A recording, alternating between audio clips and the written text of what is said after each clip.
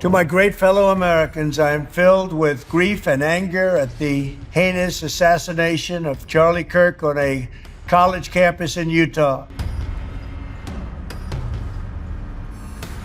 They're not counting gang violence. Great.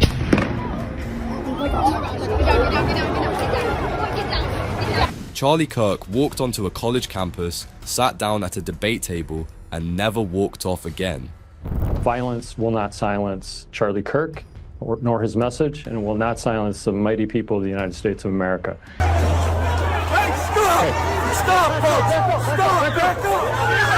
September 10th, 2025. A quiet evening at Utah Valley University. Students gathered around, phones out, cameras rolling. A familiar scene, Charlie Kirk at a debate table ready to provoke and perform. But then, a sound split the air, sharp, final, one shot, and in seconds, the entire crowd went from arguments to screams. One bullet through the neck, a clean hit, but somehow, no blood spray, no panic in the moment, no clear ballistic evidence. It wasn't immediate. The shooter wasn't tackled on site or caught red-handed. In fact, for hours, authorities had nothing, just chaos, confusion, and silence. Nothing I say can unite us as a country. Nothing I can say right now can fix what is broken.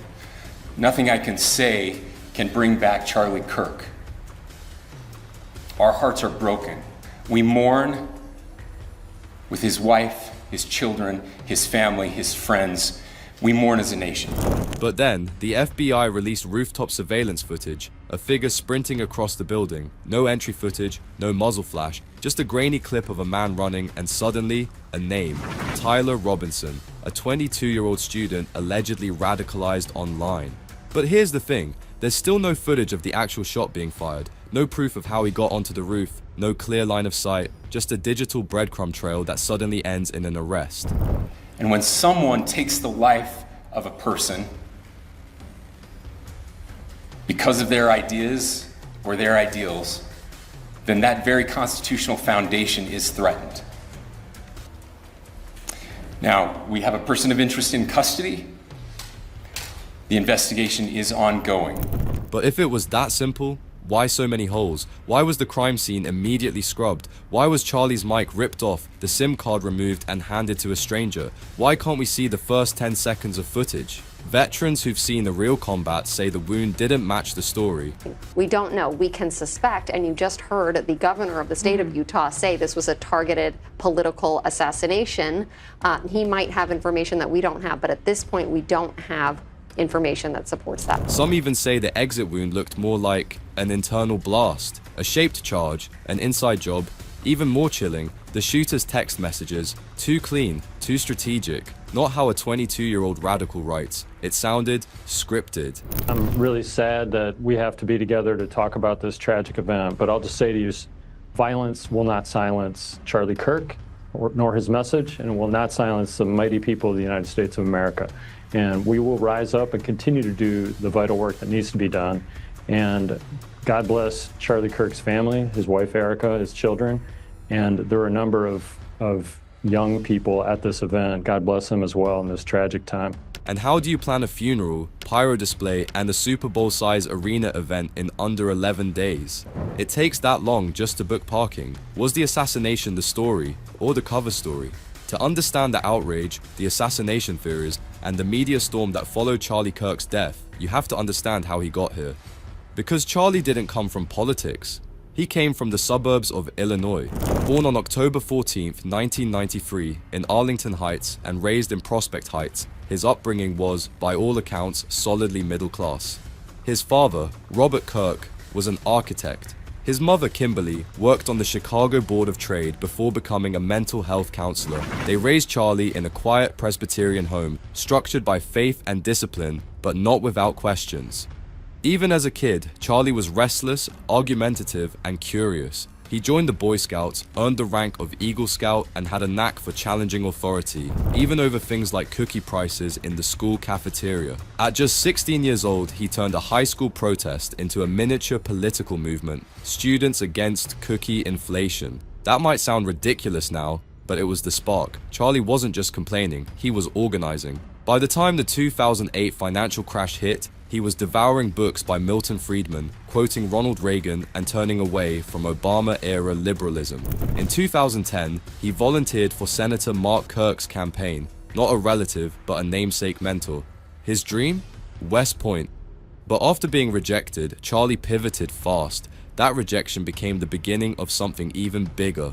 In 2012, he briefly attended Harper College, a community college near Chicago. He dropped out after just one semester and met a Tea Party activist named Bill Montgomery, a 71-year-old who saw something in Charlie and said, "Don't go to college, go build a movement." And that's exactly what he did. That summer, with no money, no office, and barely 18, he founded Turning Point USA, a conservative campus organization aimed at pushing back against liberal dominance in universities. He wasn't a scholar, he was a fighter, setting up plastic tables with handwritten signs like, "Does socialism suck?" and "Prove me wrong." Provocative, simple, viral. Within 4 years, TPUSA had chapters on thousands of campuses. To all the Gen Zers watching this convention right now, I have a message just for you. You don't have to stay poor. You don't have to accept being worse off than your parents. You don't have to feel aimless and unhappy. Charlie was on national television. By 22, he spoke at the Republican National Convention. By 25, he had the ear of Donald Trump Jr. and a direct line to political power. That line alone triggered months of backlash, but freedom, to Charlie, came with a price. The question is, did he just pay it with his life? Charlie made enemies, and not just in TikTok comment sections. He challenged trans rights, DEI, civil rights law, and gun control in one breath. And in another, he told 10-year-old rape victims they should carry their babies to term. What if you don't decide? I'm sorry, what? What if you do not decide to have sex and you get raped? Again, it's still a human life. You don't get to kill a baby just because a human life occurs. Something evil, rape, does not get better when another evil action occurs. So if you had a daughter and she was 10 and she got raped, and she was going to give birth and she would and she was going to give birth and she was going to live, would you want her to go through that and carry her baby? That's awfully graphic. But it's a real life scenario that happens to many people. The answer is yes, the baby would be delivered. He mocked feminism, dismissed climate change, and tied Christianity directly into American policy. That doesn't just make you a viral figure, it makes you dangerous to the system. The night before the shooting, his security team reported online threats. The next morning, metal detectors were disabled due to technical issues. And then, boom. How many coincidences make a pattern? But if it was that simple, why so many holes? Why was the crime scene immediately scrubbed? Why was Charlie's mic ripped off, the SIM card removed and handed to a stranger? Why can't we see the first 10 seconds of footage? In the hours after Charlie Kirk's death, America didn't unite. It splintered. Fast.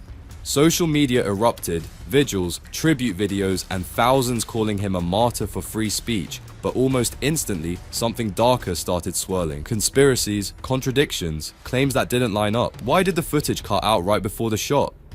Why were metal detectors offline that day? Why was there no blood in a shot to the neck? And then came the coordinated narratives. Every major outlet ran with the same headline: lone gunman, radicalized shooter, political tragedy.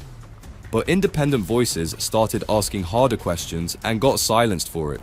Bans, deplatforming, misinformation labels slapped on anyone who didn't stick to the script. Even legitimate questions were treated like crimes, as if wondering why a major political figure was assassinated in public made you the enemy.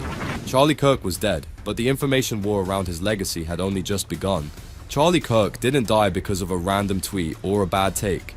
He died because he became a cultural weapon, and the system doesn't tolerate weapons it can't control. So you can believe the official story, or you can start asking the same questions we're all afraid to say out loud. What do you think really happened? Was it just political violence, or was this something deeper, planned, executed, and buried beneath headlines?